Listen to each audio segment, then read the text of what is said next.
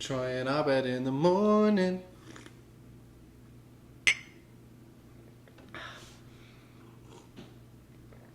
First morning pop, ladies and gents. Episode 5. Yes, this one is the 5th finally. Still don't have a name, but it's alright. First morning pod. I was going to tell you about this guy. You said no one could live off of anger. And I know a guy. And it was in Alaska. For the viewers out there, I spent a summer in Alaska working in Dillingham, Bristol Bay, out there. Peter Pan Packaging Company. That's correct. Peter Pan. Shouts out. And there's a guy that was like the maintenance guy, and he'd just go around fixing things. And he was a real angry guy. And then one day, everybody was like, he's just angry. He's just angry. And I was like, why? Like, what's this deal? And he, you know what, like, an ice auger is? Like, you could imagine, like, auger, and there's a big room, probably, like, about as big as this area right here, like, from that wall to that wall, like, back. Maybe, like, 10 feet deeper, but it was probably, like, 10 feet taller as well. And there's 2 spinning things that would throw out ice chips, little chips about as big as chips, and it would just sit there and chip them out real slow, and fill up the room with ice. And then you'd go in there and you'd open the door, and the ice would be like right at the bottom of the door, and like open these 2 mounds from where the ice came out, and then you'd go in there with a plastic shovel, and you had to fucking uncover these about 1.5 foot long plate looking deals, and you pull out the plate, and then it falls into the auger, and it's spinning, and then you shovel it all into there until you open up a room for another plate, and then you pull out the plate, and then the auger's twice as big, right? And you go back and create a pathway through the center, and the 2 sides start falling into the auger, and you just sit in there, and you probably were in there for like 6 hours straight, 4 to 6 hours of just shoveling ice. And it's cold, it's a fucking freezer, and you're just in there shoveling ice. And then the ice, what they use it for is they put it in the megatotes, and it holds like a ton of ice. And a literal ton? A literal ton, yeah. And then they will drop the totes on the big boats, and the big boats take it to the small boats, because the small boats don't have freezers in their fish tanks. So then they pour ice and salt in the... So you'd give them ice and salt. Anyways, the fucking auger one morning was broken, and not in the good direction, because it just filled the entire room full of ice. It didn't shut off. And then it... since it kept trying to go, it like started to melt the ice, because it was hotter than it was supposed to be. But then the ice sticks together. And then yes. So then I was out there like, go deal with it. And I'm walking in there, and there's a dude, the maintenance guy. I forgot his name. But I was like, talking to him. And I was like trying to break through to him. Just get a little small conversation going. Because we just have to be in there fixing it. And it's like still pumping out ice. And it's like coming above the spinning things. And I was like, geez, that's fucked up. Like, there's just ice everywhere. And he was just so angry and mad. And I was like... You should have just asked him. No, but it gets good. I was like, how long you been here? And he's all, 27 years, something like a long-ass time. And I was like, you probably know how everything works. And he's all, yeah, I fucking build everything here. I fucking know how it all works. And I was like, dang, what keeps you going? And he just looks right into my face, and he goes... Black coffee and anger. And I was like, what? Black coffee and anger? And he's all, yeah, anger. And I was like, Jesus. So there's someone out there doing it. Fair enough. Is the whole moral of that. There's someone out there doing it. But yeah, that fucking night, that day that I had to clean out that ice room when it was like that, is actually so fucked. Because you have a wood, or a plastic shovel. Like just a normal plastic snow shovel, basically. And I fucking was going like this. trying to break like just a little headway just to make anything happen, and it's just a solid wall of ice. Yeah, so then, bro. yeah. So then I fucking went and grabbed a hammer, like a 3-pound sledge, and I just fucking hit it, and it would like obviously just break straight through. But then you don't have gloves. You have to wear fucking Sanitary gloves? yeah. So they get fucking froze to your hand, and I'm just sitting in there for a fucking few hours breaking it, and then sooner or later, like, oh, my hands are froze, and I was like tired, and I did make a little headway, but nothing like not at all any amount that I was supposed to. And I was just sitting there, and there's one part that was just real hard, and I'm just fucking like, you grab the hammer, and you can't squeeze onto it because the steel's so cold that I'd just like drop it into the thing and then let it fucking fall. And I'd be like, yeah. And I did that for probably like 5 or 10 minutes, and then I was like, all right, you got to get out. And then fucking one of the Samoans went in there, and they're just fucking 300 pounds. No, they just grabbed the plastic shovel, and they're like, what are you talking about, bro? And they're just, dosh. And when they would do the ice room, it was stupid because they would just fucking... They could just move half the wall. Yeah. And then they'd be like, yeah, it takes you guys 6 hours. We're in there chilling, laying down on the ice. Oh, you need more ice? Okay. It's fucking ridiculous. Samoans, dude. Yeah. You gotta love them. How much did they pay you guys? So we worked, I'm pretty sure, it was like 45 days or 49 days straight. Well, you have a day when you get there, like orientation, yeah, and then you have a day when you're leaving where you're off. Yeah, and maybe there's like 1 or 2 days, but then when you get there, it's like you're working after the second day, but it's not like hard because ships aren't all coming right. in. So, but for 45 days or 49 days, I got $6,700. I know. I know. No. And we fucking worked hard as fuck. Liam sent you that picture of his pay stub. We worked, was it 111 hours? I don't remember. In a week? That is ridiculous. Yeah. 60. We guess how much we were making? $12 an hour? $12 an hour. $12.50, and then we would be all our overtime, and then Overtime would be $18 an hour. so we were getting like 80 hours of overtime. I feel like you should have made more. Yeah, it's fucked up. Wait. Yeah. So let's just say. So just say we were doing 110-hour weeks. Okay, so you got 40 hours times 12. So 70. 480. 70 at $18 an hour. That's $12.60. So you should have been making around $1,700 a week. Okay, 70. And you were there for 2 months, pretty much. A little bit less, so maybe say 7 weeks. Yeah, about maybe 6. Yeah. How much is that? But then taxes. Yeah, but and your taxes for that would be 0.27. So $3,000 of taxes. Right, that seems about right. See, 12,000. That's still like $9,000 though. I just know that I got 6,700. Well, either way. But anyways, that's crazy. Because we worked like fucking dogs, like actually so hard. It's more for the experience than the money. It was while we were out there, there was something that this is making me reminisce on it hard, because just in Alaska in general, the saying is like, you go to Alaska and a piece of you is always up there. You know what I mean? Yeah. And it's true. And this is what I gained from it, just from the short bit of time I spent up there.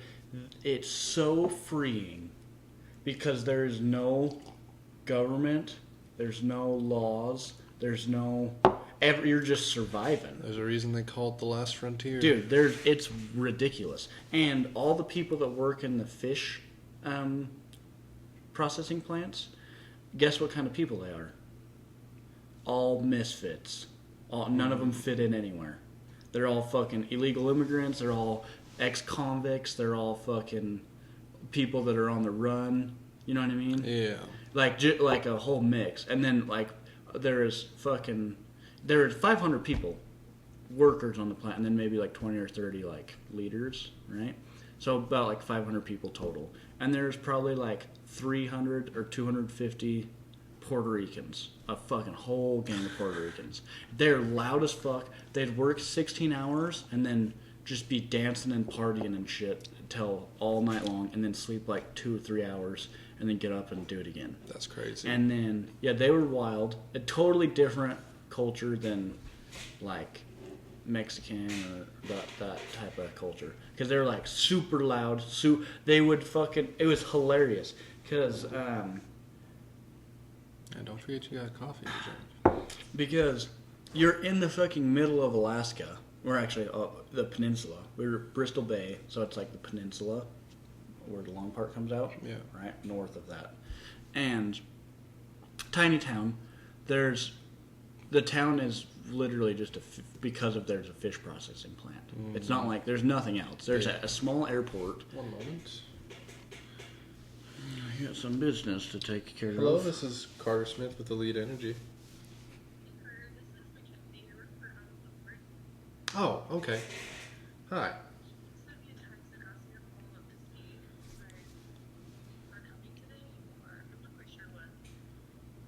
He sent you a text or I sent you a text?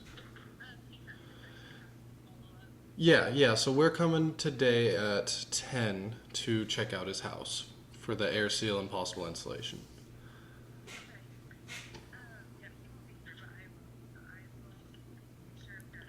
Okay, perfect. And I mentioned to him, it was around 2 weeks ago before they went on vacation, but we do need a copy of his Dominion gas bill. I don't know if you have access to that. If not, it's fine and I can come back another time when he has it, but that is something that's required to be able to provide the service.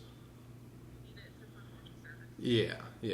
I mean, we can, and like I said, we can still do it, and then I can come back and get it later, so that's fine, but eventually I will need to get a copy of that.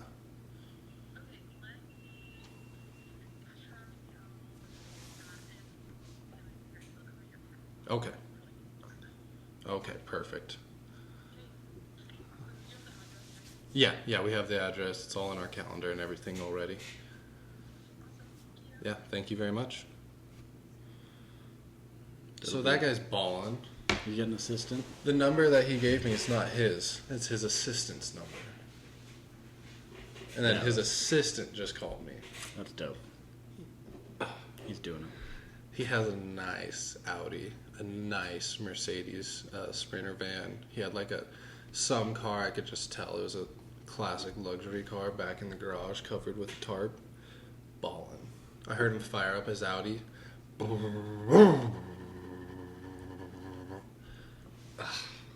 That's dope.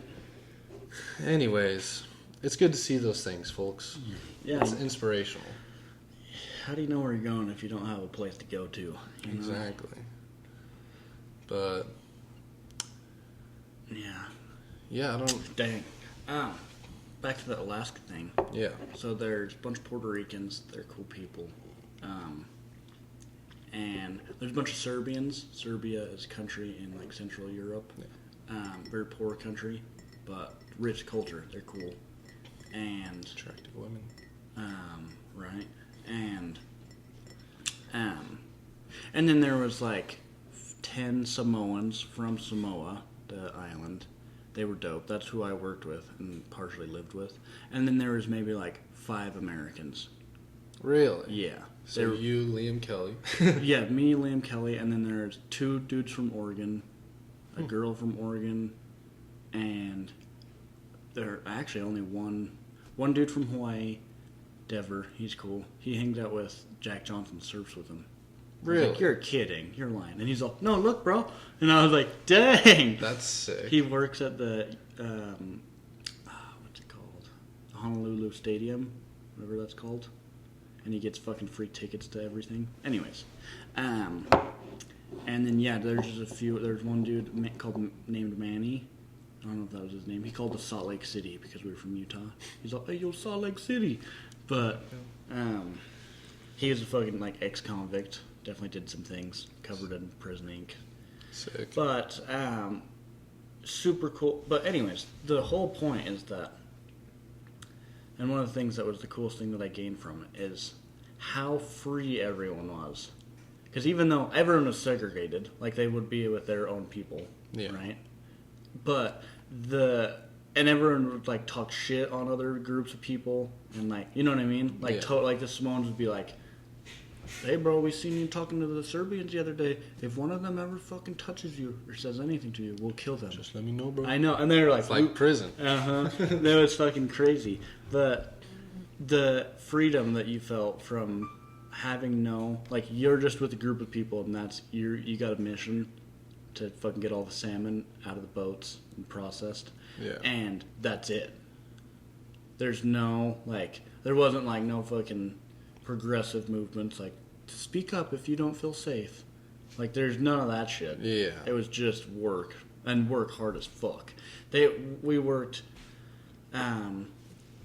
probably 8-10 hour days when we first got there for maybe the first 3 or 4 days, and then it was 16-hour days for maybe a week, and then it was 18 then 20-hour days, and then the peak of the salmon season because it goes in a wave. Yeah. Goes up real high and then just drops off. So all the way building up, it was 17, 18, 19, 20-hour days, 20-hour days, 20-hour days. And then there was 4-day period where we were just on the clock for 4 straight days. And it was fucking ridiculous. And it was, it's in the summer, so it's never dark. So it's just always a little gloomy in the nighttime. But yeah, the freedom that it made you feel was incredible. That you're looking around and you're like, wait, no one is ever gonna know. Like you have no one will ever know. No one will ever be able to feel how this feeling is. Like it's only right now. I don't know how to explain it, but it does make you feel very nice, very present. And then when we got back, we felt fucking like superheroes because we're just we just did that. Yeah. Anyways, that's a little bit about Alaska, folks. Well, maybe we'll stop in at Peter Pan Packing Company when we go climb Mount Denali. Yeah. Get some salmon. Yeah. Was that junior summer or Senior? That was the year after senior year. Yeah, right after. Yeah, like a week after we graduated, we left. Yeah, we went to. And then were you guys back before Hive? Yeah, we were. Okay. Right as soon as we got back, we bought tickets and went. Yeah, so that's when I was just working at Smith's. Well, no, actually, I had back surgery. And then I'm trying to remember. Were you vegetable? You were vegetable? Well, no, because I walked graduation after I had back surgery. And I was just barely healed up enough really? to be able to walk. No way! Yeah. That's fucked up. It was I mean, it's cool that you were able to walk. I had to be very careful still and walk and make sure. My mom Fucking was you get up there and grab your diploma and they're like, good job, bud. You're my favorite. My mom literally, she told one of my friends, she was like, make sure nobody fucking jumps on him or pushes him. She told one of my friends. It might have been Liam, but I can't remember. Dang. So that happened. And then I did go back to work for a little bit. Me and Easton were working. And then Fucking hated that place. I was just partying. I loved it. It's just crazy. But it was a different Smith's when I worked there than when you worked there. When I worked there, me and Liam were going in the rave phase. And we were just fucking Making enough money to rave. basically. And so every time we were at work, we were just like, duh. Just got back from a rave. It was so much fun when I first started working there. Me, Caleb, Tyler Lupko, Ty Bellis, obviously Troy the Wonder Boy. Shayna worked there. This girl named Sydney worked there. Before Sydney Stensgaard worked there. And Lisa, the manager. And everybody was just so chill. And it would just be everyone's just getting stoned all day long. Mason Hansen, the killer mouse, just getting obliterated. Lisa. Guess what his dad's nickname is in the community? What? Of bear hunters and dog hunters. What? Pills. Pills? His nickname is Pills because he just loves the oxys. I mean, who doesn't? But Isn't that ridiculous? yeah, because I remember, you guys got back. We went to Hive, and then a week after Hive, I moved to Oregon. Right. Yeah, me and Liam went on a fucking probably like a year, maybe a little over a year. Let me think. It's about a year. Wait, what? So that would have been when Hive was at the end of summer, fall. Hive was August.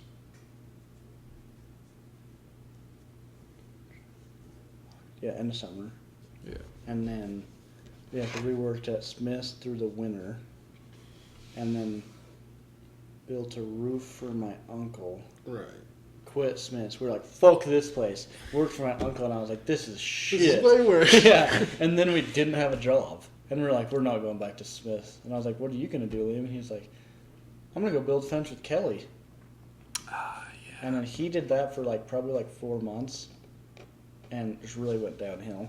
And I went to work at Stearns finishing concrete. Oh. And then I did that for So when probably... you work with Busty? Yeah, which was dope. I enjoyed that job. It was hard work, and working with Busty was dope. And get one thing that I did learn, and you probably witnessed this as well, because the concrete is one of the tougher trades to work in. Yeah. And like on your body. And I was working with some guys, and I was like, geez, these fuckers are just fucking tough as nails.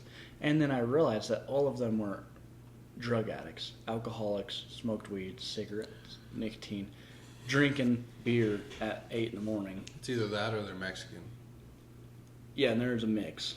And the Mexicans, they don't. I was on the white cruise, but Yeah, the Mexican crews, they won't drink or do any of that shit at work, and then they get home and they get really drunk. yeah, But they can make it through the workday without. yeah. These boys were not, and they were all a crew. I worked with. Somehow I got on the finishing crew. Well, actually, I know how. It's because my Aiden Buse's dad was like a big name there, and he got me on there because it was dope. Because I got to work with the experienced people. Yeah. Anyways, I started realizing that I was like, oh wait, I see what happens. They're like, before I thought being addicted to drugs was like you're a fucking weak drug addict, like you don't have any strength to control yourself. They were actually medicating themselves, like they were like in chronic pain every single day. And I was like, oh shit, they're fucking in pain from work and they have to do drugs to feel good. Yeah. Like it actually flipped in my head from being like, But then party. it's a vicious cycle. Yeah, exactly. You And they never you get can't out. pay for the drugs unless you're working, but you need the drugs because you're working. Yeah. You're chasing the tail. And that just happens to be a very extreme version of it with that and finishing concrete. Finishing concrete's rough, dude. Anyways, I started realizing that, and I was like, this is fucked up. And then I started listening to a Bald Kickboxer and a bunch of people like that. And I was like, wait, this is fucked. Why am I fucking working this fucking hard for no money? And I'm partying all the time, being a fucking loser. And I was like, okay, I gotta change something. And then, about the time that I started realizing that, we started having, like, parties. Because we were just having parties all the time. Yeah. Like 4 or 5 times a week. And they just started turning into, like, shit shows. Like, no fun. At first, it'd be, like, an hour of fun. And then everyone's shit-faced. And you're like, alright, now I gotta fucking take care of these guys. And then it started turning into, well, it's 11 a.m. You just woke up. And Jace is blackout drunk. And Paul's blackout drunk. The house is destroyed. And you're like, let's go to breakfast. And you're like, I guess. Okay. Yeah. I'm like, shotgun this beer. And you're like, if I do, then I'll probably enjoy breakfast. So then you're just drunk all day. And there's no, like, fucking cool part about it. So then there's, like, things like that. And I was like, this is real fucked. And I was like, yeah, I gotta change. Yeah. And then I did hear one clip from Justin Waller that did actually was the inciting. That did not disconcert me, but yeah, I'm trying to learn words. But I did hear one clip from Justin Waller, and I was just at the point, and I was like, whatever. I was just at the point where I was like, whatever someone says, I'm just gonna do it. And he was just like, if you're fucking able-bodied and 18, 19, 20, 21 years old, living in America, and you don't know what to do, I would apply to the most dangerous jobs around you and go. They'll hire you because they need people like you, and you can go work and you'll be secluded and you'll make a bunch of money and you'll have to be sober because they'll be drug testing you, and then you could just work and go to the gym and make a bunch of money. And I was like, all right, that's what I'm going to do then. Yeah. So I applied to a bunch of dangerous jobs, and then one of them came up, and it was the Wamsutter oil field in Wyoming. And I was like, wait, my dad works in Wyoming. And I called him, and he's all, yeah, sweet, I'll talk to the boss. I mean, we got to get you clean, and, like, you got to pass a drug test, and we'll talk. And then, like, in 2 weeks from then, I was fucking moving out to Wyoming. And I know. And then I was out there, and I was like, this is fucking crazy. Happened to be the biggest winter in, like, 2 decades. And by the biggest, I mean, like, 10, 20-foot drifts. Tons of snow. And it was fucking exactly what fucking Mr. Waller said it would happen. I fucking got sober, got dialed in, started a business, failed multiple times, but because I didn't know what I was doing. But started making a bunch of money. Happened to lose $30,000 because I got scammed. For those of you who don't, we'll have like a whole episode on that. Yeah, because that one's ridiculous. But anyways, it worked, and then I got in a trajectory and a mindset that allowed me to get in the position I am today. And I don't know where I started on with that tangent, but basically, yeah. You don't have it figured out ever. No. Yeah, and glad it turned out how we did. I tried to give that same advice to one of our friends who recently moved to Texas following love over reason. And I just said, well, you're out there. You didn't get a job before you moved like everyone told you you should. So at least go find a really difficult oil field job where you're going to work a shit ton and make good money because you're only going to be there for 8 more months. Mm-hmm. So just work hard for 8 months, save up some money. Then when you guys come back, at least you won't be... You're moving forward, over. Yeah. Yeah. But if you just go out there, live off your... with no plan. Woman's income, you're going to end up getting fucked over. Yeah, that's called being a motherfucker. You don't want to be a motherfucker. Yeah. Unless, of course, you're married with kids. Then that's fine. Yeah, I thought about that the other day. I was like, I guess there is a tipping point where you can be like, I am a motherfucker. And I love it. Yeah. Yeah. I'm one bad motherfucker. But right now, that'd be shit. Yeah, every young man who is able-bodied, unless you're just ridiculously smart and you know exactly what right, you're if you have go a path, for, great. Go do it. But if you don't, and I'm 21 years old, so what the fuck am I saying? But don't just fucking sit around and work a mediocre job at McDonald's and then spend all your money on weed and video games and drinking with the boys. Right. Go make something of yourself. They will hire you. If you apply to Peter Pan, Alaska... I'm sure they pay more now. They'll hire you. They'll give you one call. They'll tell you not to do it, and you just got to say you want to do it anyways, and then you can go. Yeah. But yeah, there's a bunch of jobs like that. Tons. The oil field, you literally just have to show up more than other people. If you just keep showing up with a resume and then find one person that works there and then he tells the boss, you'll get hired. There's always money to be made. There is. There's nothing more frustrating than somebody who complains about being broke and then does nothing to change it. Correct. Like if so I thought about something. Here's an idea. So we make about like I said yesterday, I've been averaging $9,300 a month. So like $8,000 to $10,000 in that range about, right? Yeah. And you'll be right there as well.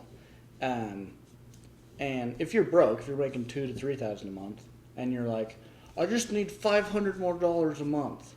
So think of the gap between $3,000 and $3,500, okay? And then now think of a billionaire or a multimillionaire, and they're like, I'm making $7 million this year, but I want to make 15 next year. That's twice as big of a gap compared to this guy down here that literally just wants this tiny bit. Who do you think's more concerned about their money? The guy with less. No, the guy who do you think's thinking about it more throughout their day? The dude that's like, I have to make double? How am I going to do that? Yeah. This dude's like, oh, I worked 5 extra hours for a month and now I got $500. But if you're like, so that's why in my head I was like, how do I want to make 12,000? Well, just set a goal to make 20. Yeah. And then you're going to have to want to make so much more money that, as an effect, even if you only hit half of your goal, it's still more than what you were originally planned out to do. So, anyways, the idea is that people think that, like, people that are concerned about making a little bit more money, you're not really, though. You just want to have a little bit more cushion. But then there's people out there that literally want to make 10 times, 20 times, 30 times more money than they're making this year compared to next year. This month compared to next month. Who has more drive to make more money? The person that wants to make double, or the person that wants to make 10% more? Yeah. Because you hit 2 or 3% and you're like, well, I'm on my way. Essentially, it's just the limits and standards you set for yourself. For sure. Like, yes. I moved out here and I was like, my last job, I made $50 to $62 an hour, depending on what I was doing. But it was usually, I'd say, like $55 an hour. I'd average at. And so I came out here and I was like, well, I'm not going to do work less than that unless I'm making that or more. Right. There's another analogy that's helpful, and it basically explains the idea that you just said. So imagine that the first time you have a balloon and you're blowing up a balloon. The first time you blow up a balloon to this big, it's the hardest because it has to stretch out first. But then when you try and do it again, it's way easier. Yeah. So the same thing with your income. You might have a dip in your income, but you've hit a higher high than you previously had. So that's like that's known territory. You know what I mean? Yeah. So yeah, and the one thing that I was thinking about, because we're going to be doing the strong games, is what it is. That's what you want to call them? Yeah, the strong games. The strength games. First annual Shabby Crib Strength Games. Yeah. And we'll have a board that says strength games. And we'll have, because we could, I thought about it, and I was like, there should be the strength games, the endurance games, the agility games. So I was like, what if it was like strength? What will the agility games be? Jumping. Like fucking doing backflips and shit. I would suck at that game. I was going to say, I mean, I used to be able to do a standing backflip in high school. Me and Lenny both could. Yeah. So agility would be flipping, jumping, you know what I mean? That type of stuff. Which all of a sudden we're out there fucking doing full somersaults. Yeah, I would be fucking horrible at that shit. So I'd take, but then and then endurance. Yeah. And I was like, if you can't run, that's fine. Let's fucking bike. I was gonna say we could bike, we could Stairmaster. I was gonna say, imagine if we did all three of us a on marathon, the Stairmasters at a the marathon on the Stairmaster, or we just get on the Stairmaster. Door just open. Everyone sets it to the same pace. And then we just last man standing. That would be intense. That would be dope. And we'd have to make a rule because you can brace yourself up on it. Yeah, I was thinking about that too. So it'd have to be no hands touching. Well, I mean, that's the only way. Not really. I think what if you just had no holds barred, everything goes? Well, then I'm just going to brace myself the whole time. Last man standing now. Let's see how long you can brace yourself. That's a good point. Because if it doesn't matter if you were bracing yourself and we had it set to 12 or 10 for 4 hours. You're still moving your legs. Yeah. Imagine they're like trying to close the gym down, and we're like, you can't stop us, please. And they're like, fuck, okay. But anyways, so we could have the strength games. Yeah. So what would we call that? What would you call it? Encapsulating. The first phase could be strength, and then we could do like an endurance event. And we could do some other event. You know what I mean? Who could fucking sit in the ice bath the longest? The most manly? The most manly games? Something like that.